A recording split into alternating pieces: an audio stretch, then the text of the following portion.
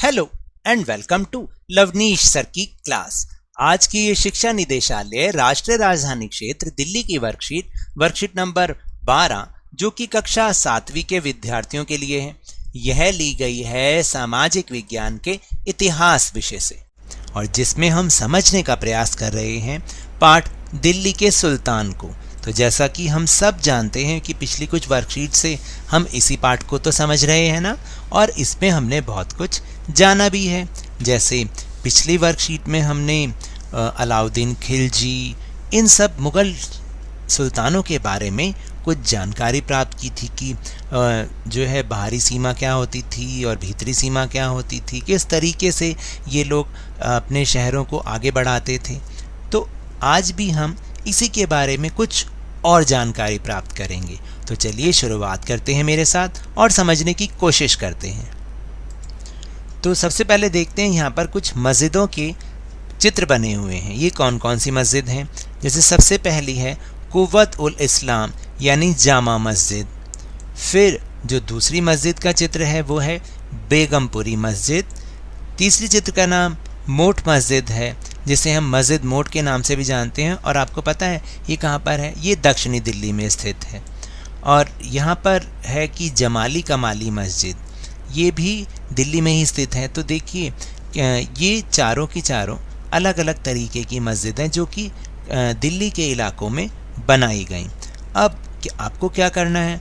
आपको करना है कि उपरोक्त चित्र में दी गई मस्जिदों के निर्माण काल व उससे जुड़ी अन्य जानकारी अपनी पाठ्य पुस्तक की सहायता से एकत्र कीजिए। आपको अपनी पाठ्य पुस्तक में से इन चारों मस्जिदों के बारे में जानकारी प्राप्त करनी है। दिल्ली के आरंभिक सुल्तान विशेषकर इल्तुतमिश सामंतों और जमींदारों के स्थान पर अपने विशेष गुलामों को सूबेदार नियुक्त करना अधिक पसंद करते थे। तो यानी जो शुरुआती सुल्तान थे ना इल्तुतमिश, वो ये नहीं चाहते थे कि सामंत और ज़मींदार जो है उनके इलाकों को संभालें, बल्कि वो चाहते थे जो उनके विशेष गुलाम थे, जिन्हें जो है सूबेदार भी कहते थे, उनको नियुक्त करना उन्हें बहुत ज़्यादा पसंद था। इन गुलामों को फ़ारसी में बंदगां कहा जाता था। क्या कहा जाता था? बंदगां। तथा इन्हें सैनिक सेवा के लिए खरीदा जाता था, यानी सैनिकों की सेवा करने के लिए खरीदा जाता था। खलजी तथा तुगलक शासक बंदगां का इस्तेमाल करते रहे और साथ ही अपने आश्रित निम्न वर्ग के लोगों को भी ऊंचे राजनीतिक पदों पर बैठाते रहे। ऐसे लोगों को सेनापति और सूबेदार जैसे पद दिए जाते थे। तो आपने समझा कि किस तरीके से जो खलजी और जो दूसरे तुगलक वंश के शासक थे वो इन बंदगाहों को किस तरीके से इस्तेमाल करते थे, और इन लोगों को वो जो पद देते थे, जो पोस्ट देते थे, वो होती थी सेनापति या सूबेदार जैसी वो पोस्ट उन्हें दिया करते थे।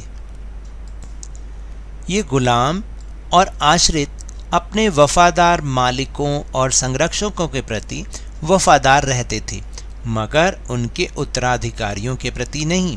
तो इसका मतलब ये हुआ कि ये जो गुलाम और आश्रित लोग थे ये अपने मालिकों और जो संरक्षक होते थे उनके प्रति वफादार भी होते थे, लेकिन उनके उत्तराधिकारी यानी मान लीजिए कि अगर वो किसी सुल्तान के प्रति वफादार थे तो ये जो उनका आगे जो पुत्र सुल्तान बनता था तो वो उसके प्रति उत्तरदायी होने का उनका कोई भी ये दायित्व नहीं था। नए सुल्तानों के अपने नौकर होते थे।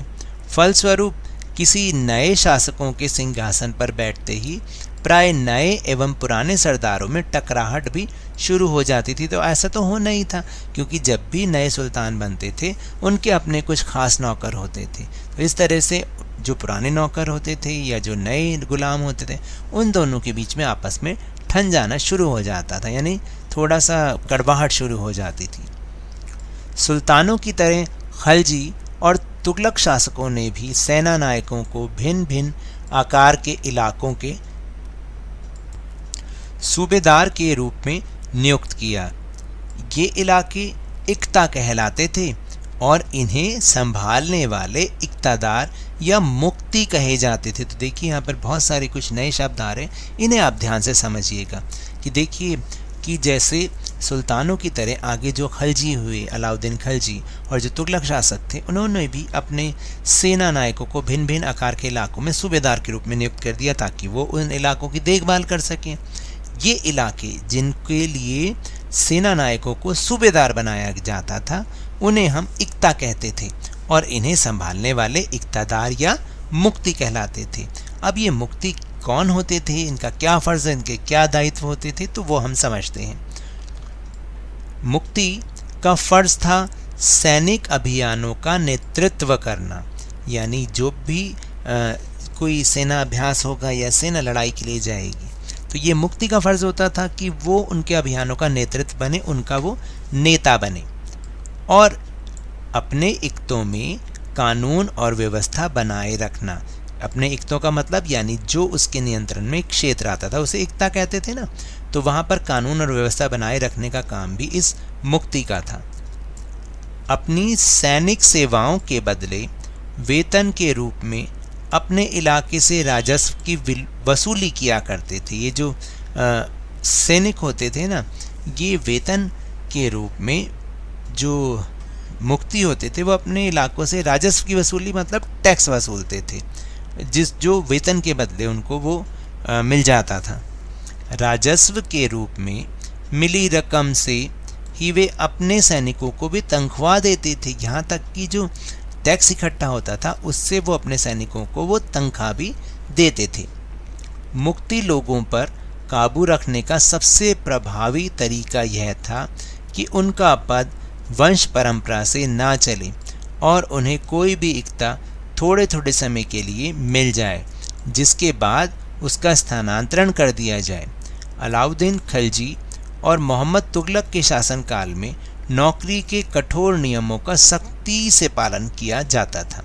तो अब आपने समझा कि किस तरीके से ये जो मुक्ति लोग होते थे इन पे काबू भी रखा जाता था, और इसका प्रभावी तरीका सुल्तानों ने यही सोच रखा था कि ये जो पद है वो परंपरा, वंश परंपरा से ना चले, बल्कि कोई भी इक्ता जिसको भी नियुक्त किया जाएगा वो क्या होगा कि थोड़े समय के बाद वो उसको जो है किसी को भी वो मिले और बाद में उसका स्थानांतरण, मतलब एक जगह पर वो किसी को टिक कर रहने नहीं देते थे।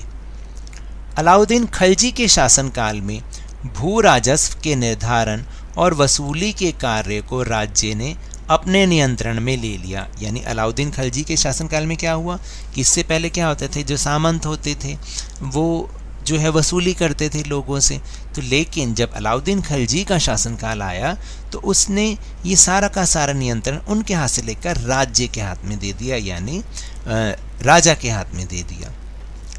स्थानीय सामंतों से कर लगाने का अधिकार भी छीन लिया गया एवं स्वयं उन्हें कर देने के लिए बाध्य किया गया। उस समय 3 तरह के कर लिए जाते थे, जैसे कृषि पर जिसे खराज कहा जाता था और जो किसान की उपज का लगभग 50% होता था। तो देखिए किस तरीके से किसानों से कर लिया जाता था। दूसरा कर था मवेशियों पर कर और तीसरा था घरों पर कर। तो इस तरीके से अलाउद्दीन खिलजी के शासनकाल में जो ये राजस्व की विधि थी, राजस्व की व्यवस्था थी, वो इस प्रकार चल रही थी। तो ये तो थे वर्कशीट के टॉपिक। चलिए अब हम चलते हैं अपने प्रश्नोत्तर की ओर। तो पहला प्रश्न है कि यदि आप सल्तनत काल में इक्तादार होते तो आपको कौन कौन से कार्य करने होते।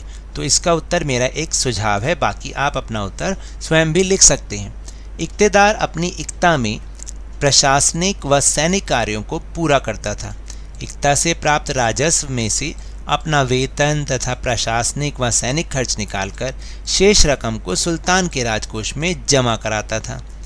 इस रकम को फवाजिल कहते थे। क्या कहते थे? फवाजिल। और उसके काम क्या क्या थे? उसके काम थे लगान वसूल करना, सैनिक व्यवस्था करना और शांति स्थापित करना। तो अगर मैं भी सल्तनत काल में इक्तेदार होता तो मैं भी यही कार्य करता। तो चलिए अब हम चलते हैं प्रश्न नंबर 2 पर। अलाउद्दीन खिलजी के शासनकाल में कर प्रणाली की विशेषताओं का वर्णन कीजिए। तो इसका उत्तर है, अलाउद्दीन खिलजी के शासनकाल में 3 प्रकार के कर होते थे। फसलों पर लगने वाले कर को खराज कहा जाता था, जो कि किसान की उपज का लगभग 50% था। दूसरा कर मवेशियों पर था और तीसरा था सदनों यानी घरों पर। तो इसमें हम साथ में ये भी लिख सकते हैं कि किस तरीके से उसने जो सूबेदार और सामंतों से जो कर वसूलने का अधिकार छीन के उसको राज्य के नियंत्रण में कर दिया था। तो ये तो थी आज की वर्कशीट। अगर मेरे इस तरह समझाने से आपको थोड़ा सा भी समझ में आया हो तो इस चैनल को ज़्यादा से ज़्यादा सब्सक्राइब कीजिए, लाइक कीजिए और बहुत ज़्यादा शेयर भी कीजिए। और हाँ, मेरे साथ इसी तरह वर्कशीट को समझते रहिए, लेकिन ध्यान और मन लगाकर पूरी मेहनत और लगन के साथ पढ़ते रहिए। और अगर आपको कोरोना वायरस से बचना है तो मास्क जरूर पहन के रखिए। अपने हाथों को नियमित रूप से साबुन और पानी से धोते रहिए, क्योंकि जब तक दवाई नहीं तब तक कोई ढिलाई नहीं। धन्यवाद।